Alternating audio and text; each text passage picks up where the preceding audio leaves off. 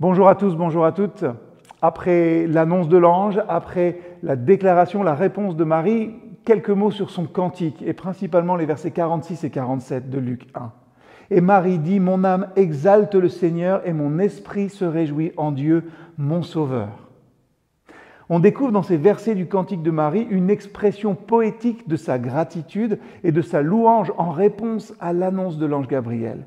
Et les premiers mots, ils résonnent avec une profondeur spirituelle. « Mon âme exalte le Seigneur ».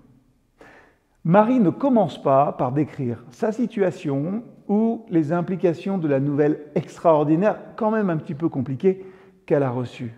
Au lieu de cela, elle tourne son regard vers Dieu, l'élevant et le glorifiant de tout son être. Et le choix des mots est significatif. Exalte suggère une élévation au-dessus de tout, une magnification finalement.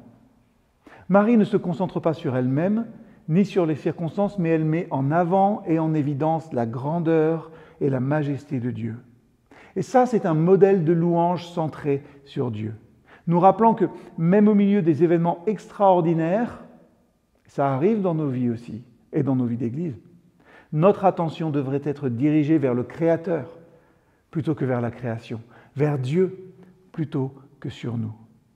Et Marie poursuit en disant que son esprit se réjouit en Dieu, son Sauveur. Cette joie, elle n'est pas basée sur les circonstances extérieures, mais sur une relation profonde et personnelle avec Dieu. Marie trouve une joie durable dans le Sauveur qui agit dans sa vie. Essentiel de noter que ce cantique n'est pas une simple réaction émotionnelle à une nouvelle étonnante. Il émane d'une foi profonde et d'une compréhension spirituelle de cette jeune fille. Marie connaît la grandeur de Dieu et elle reconnaît son rôle en tant que sauveur. Et sa joie, elle découle de sa connaissance intime de la nature de Dieu. Ainsi, ce cantique spirituel de Marie révèle son cœur et son cheminement. Elle magnifie le Seigneur, reconnaissant sa grandeur malgré les circonstances extraordinaires.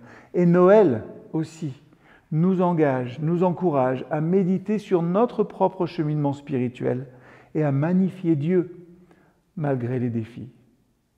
Est-ce que nos âmes s'élèvent finalement dans l'adoration, même au milieu des défis et des mystères? Pouvons-nous trouver une joie profonde en Dieu, indépendamment de notre situation extérieure? Voilà de quoi méditer aussi en cette période de l'Avent.